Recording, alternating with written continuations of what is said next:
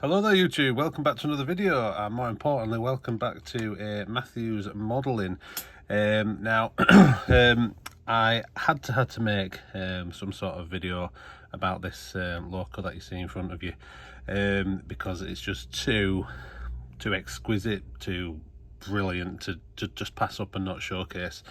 So excuse me, what you see here in front of you is an tunneling Loco built by Hunslet, and this particular kit is designed and produced by the ever increasing in popularity Nigel Brooks. If you're not aware of Nigel Brooks, he's a 009 scale 3D printer, and he's got an absolute wealth of current kits already out there on the market. I've done a few of his things before, but nothing has ever touched this that you see here in front of you, and that goes as far to say nothing from any other form of 3D printer or manufacturer either, of kits. This thing is just stunning. To say this is all 3D printed as well, I mean, everything you see there in front of you was more or less one piece, one item. I mean, there has been some extras on there which I'll go through in a second, but the majority of that is all one kit. Now, like I say, he's not a stranger to kits. His other kits are yeah, they're equally pleasant enough. I've had a few things from Nigel Brooks, but nothing, like I say, in the way of detail. So yeah, Hunslet X-tunneling Loco. Now I want to mention the running gear first. So this is running on your standard Kato 109 chassis, but if I just give it a little slight tilt, so you can see there, I don't want to put it totally flat down, so you can see there's your Kato 109. Now, regulars to the Kato 109 chassis will know it doesn't usually have that white base keeper plate under there. This 109 chassis is actually a heavily modified and stripped down 109 chassis. It's about half the size of the typical dimensions on that motor. But Nigel stripped it right back so he can achieve this even smaller and narrower appearance on this particular body. I mean, the 109 is small enough, but this thing now, it's got a few 3D printed parts in there to make it work at this smaller size, plus that new keeper plate underneath. So it's quite a narrow Loco in essence. After that, I mean, if you look at it front on, it's rather narrow, a lot narrower than your usual bodies that take the 109 chassis. Being the 109, it obviously runs absolutely superbly. And then onto the body itself, so like I say, this was more or less one piece. So all your grills there, teeny tiny little holes, you've got your cables on the front. This was all as standard in just the one body piece.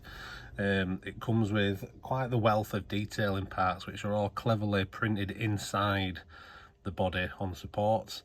So the things I've added there, you've got the cab roof, the cab door, so that's an option, the cab step here just at the bottom, the nameplates on the side, and the exhaust pipe. Everything else was all one. So like I say, everything, it was all one piece. The bonnet tops here, these were separate as well actually. Everything else though, that was that. So it comes as quite an amazing one piece kit. The details that you do get to add, so you get options with those. So the nameplates, for example, I think you get, I don't know, something like 10 pairs of different nameplates, so you can choose those as you wish. I must say, there's other details that I haven't added. There's a couple of things missing. There's some air filters and some beacons and things like that for the front and back, which I've not gone to the trouble of adding.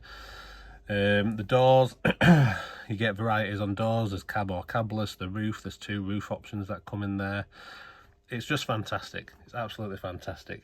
If I do a full rotation on it as well, you'll see in there you've got a driver, so you even get your 3D printed driver as well to fit straight into the body. This thing is just magnificent and is hands down the best 3D printed item I've come across so far in the modelling world. And I've seen quite a lot, I'm fair into the 3D printing, especially the lower gauge bodies and things like that, but this thing is simply stunning. So extremely happy with it. I mean, the tiny little Hunslet plates there, I mean, they're no more than 5 or 6 mil. you know, and then you've still got the even smaller cabling and things behind it. It really is magnificent.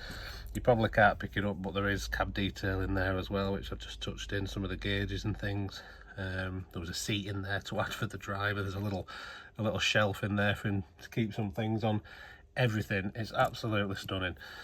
I went for a white livery, so I took inspiration from the Channel Tunnel Loco that's at the National Railway Museum.